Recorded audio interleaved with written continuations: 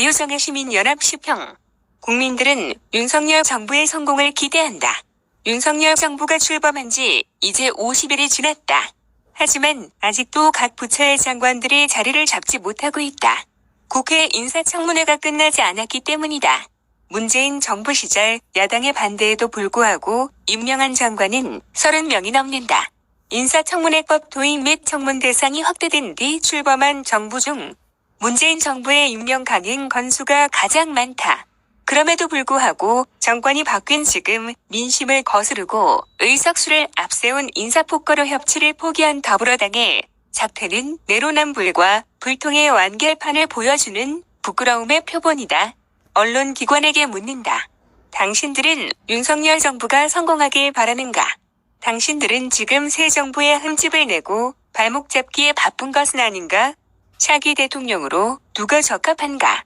대통령 취임 플래카드에 잉크가 마르기도 전에 이따위 여론조사가 필요하다고 생각하는가? 당신들 머릿속에 대한민국의 미래라는 것이 있기나 한 것인가?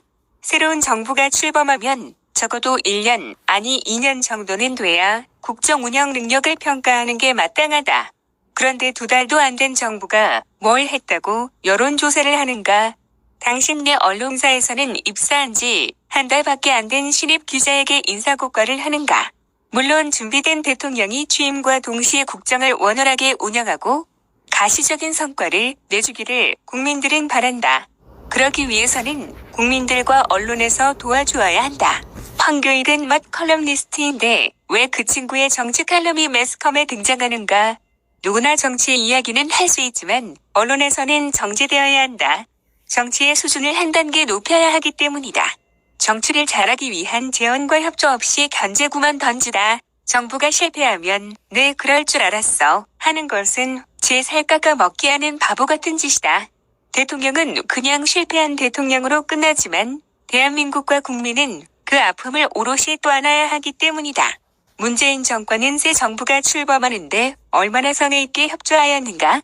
용산 집무실을 마련하는데 필요한 예산을 적시에 필요한 만큼 집행하였는가? 권력은 교체됐지만 지난 정권의 알박기 인사는 그대로 남아있다.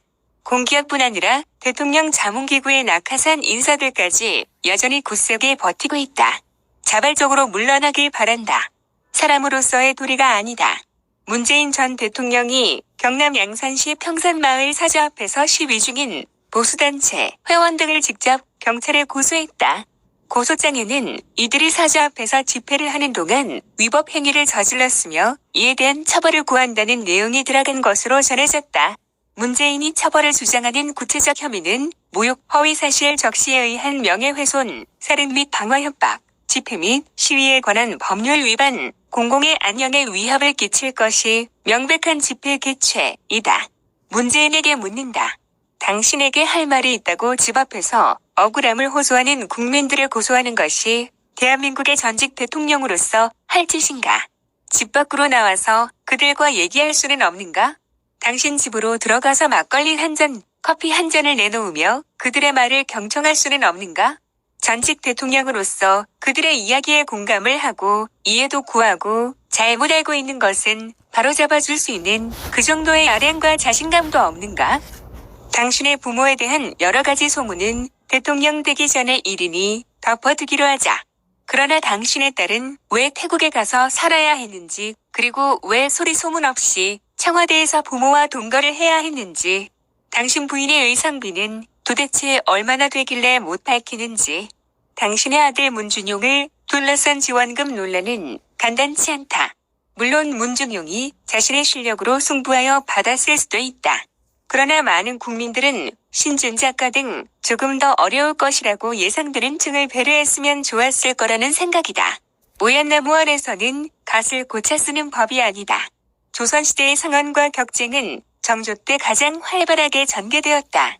국가적인 차원에서 민의 수렴과 민원 해결에 적극적으로 대처했기 때문이다. 정조 제25년 동안 일성록에 수록된 상언과 격쟁이 무려 4,304건으로 1년 평균 172건에 이르렀다. 상언은 문서로 정수하는 방식이기에 문자에 익숙한 사대부들이 선호하였다. 격쟁은 징을 친다는 뜻으로 서민들이 말로써 국왕에게 직접 호소하는 방식이다. 조선의 군왕이 백성들의 민원을 듣는 방식이 이럴거니 문재인 당신은 어찌 당신 집 앞에서 억울한 일로 시위하는 국민들을 고소할 수 있단 말인가? 대한민국의 모든 국민과 정당, 기관, 기업은 새 정부의 성공을 도와주어야 한다. 그것이 바로 대한민국을 위하는 일이기 때문이다. 더불어당은 적어도 2년까지는 윤석열 정부에게 일할 수 있는 시간을 주어야 한다. 건건히 발목을 잡고 목리를 부리는 일만큼은 없어야 한다. 그것이 바로 당신들이 다음 선거에서 이길 수 있는 유일한 방법이다. 국민들이 눈을 부릅뜨고 지켜보고 있다.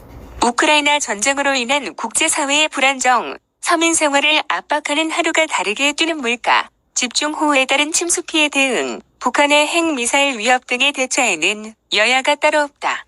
혼연일체가 되어 새 정부를 도왔는데도 성과가 없을 때는 그 다음 선거에서 정권을 바꾸면 된다.